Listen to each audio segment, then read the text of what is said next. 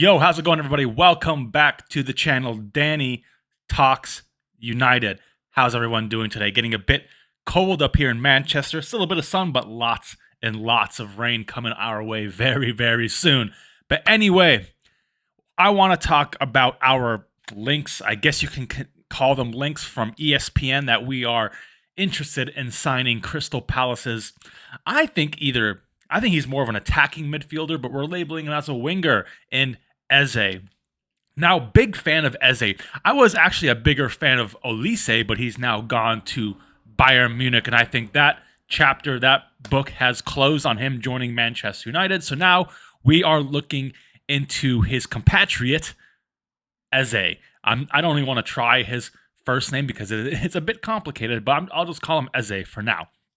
But just before we get into this video, do not forget to hit like, share, and subscribe. We are pretty close to 900 subscribers. If we can hit that soon, that would be sick. And I'm going to start doing a weekly live stream, just waiting for some cables to come in for this new camera. And we're going to start doing some live streams, so tune in for that. It's going to be great. I look forward to chatting with you guys. But anyway, let's talk about our lackluster offense at the moment. It's been no secret since Erik ten Hag has come into Manchester United, we have struggled to score goals. We finished with a negative goal difference last year, which I don't think that's happened before. I can't remember. And it's just unusual for a top team to finish with such a horrible goal difference. But it's not unusual. Under Erik ten Hag, there's one thing that stands out. We struggle to really put teams and bury teams away. A 1-0, a 2-0 is what we can do, 2-1, 3-1, but we never win like a 3-0, a 4-0. Going back to the Ollie days, we had a lot of 4 and 5-0s. Shit, we even had a 9-0, I think, at once. But if you look at the style Ollie played, and now a lot of people right now are like, let's bring Ollie back. Look, it was a very counter-attacking style. And one of the main issues that Ollie had was that we struggled to break down low block teams, which we kind of still struggle to do that at the moment. But I'm not putting that down so much as Erik ten Hag's style of play, rather than the choice of wingers at the moment we have. We have a lot of direct wingers that are absolutely sensational when it comes to counterattacking. These wingers would be insane at a team like maybe a Newcastle or a West Ham. But at the moment, I'm not sure our wingers really fit the profile that we want to achieve going forward. Marcus Rashford, even our Garnacho. I think Amad Diallo is good at this. He has very good ball retention. He likes the ball to feet.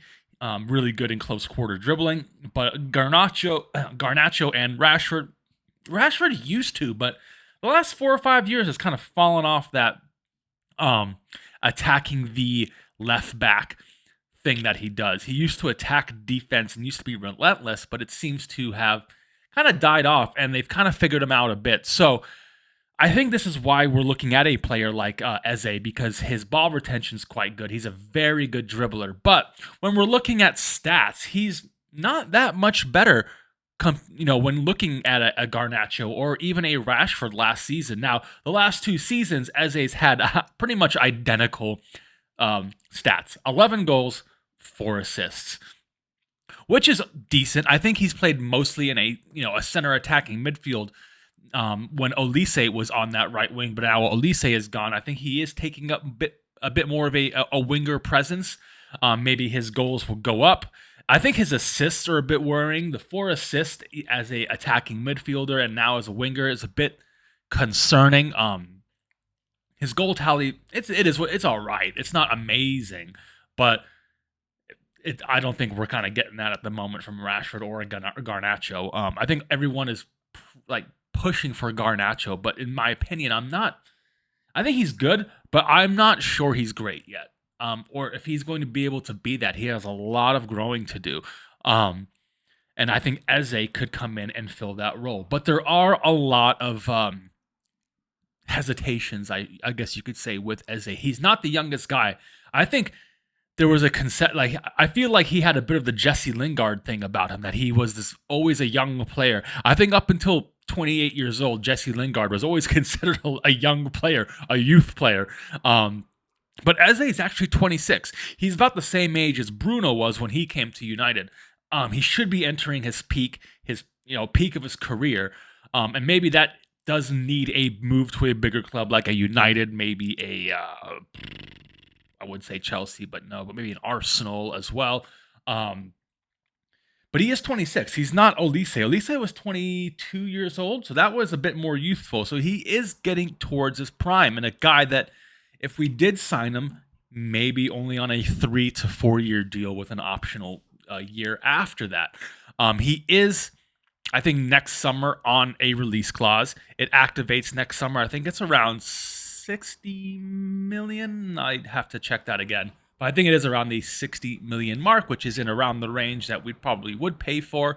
But I could see us go in for him January time. Maybe give them that clause in January, or maybe even strike a deal with him in January that he does join first thing in the summer.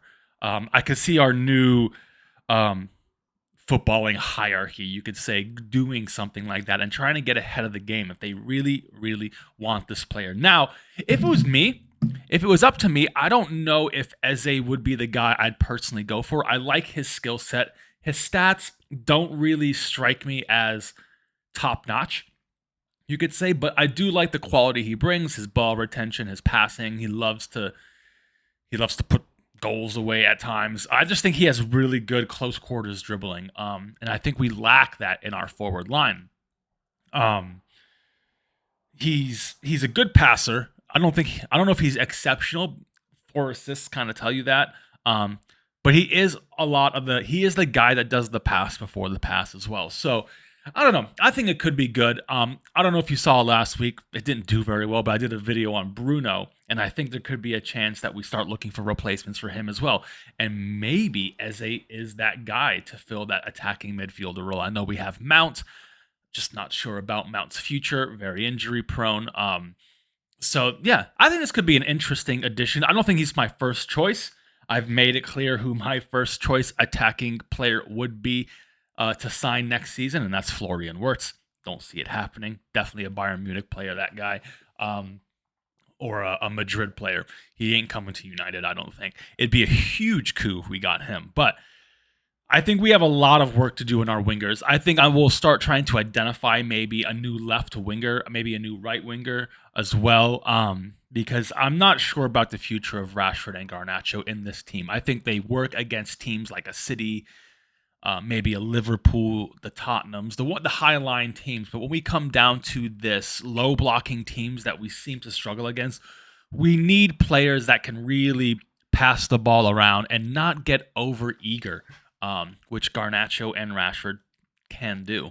But yeah, guys, I think we're looking at a possible new front line coming in around January, if not summertime.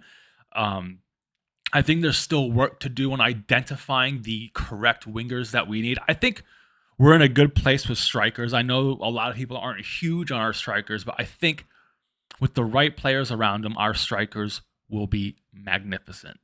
But it's all getting unselfish wingers who can pass the ball, cross in a ball, and not just take everything head on like ours tend to do. But anyway, let me know what you think. You think Eze would be a good signing? I think it'd be decent. Like I said, not my first choice, but definitely would accept him into our team. I think it would be a solid addition, and maybe someone to take over a Bruno Fernandes down the line. Anyway, don't forget to like, share, and subscribe. See you guys all on the next one. Later.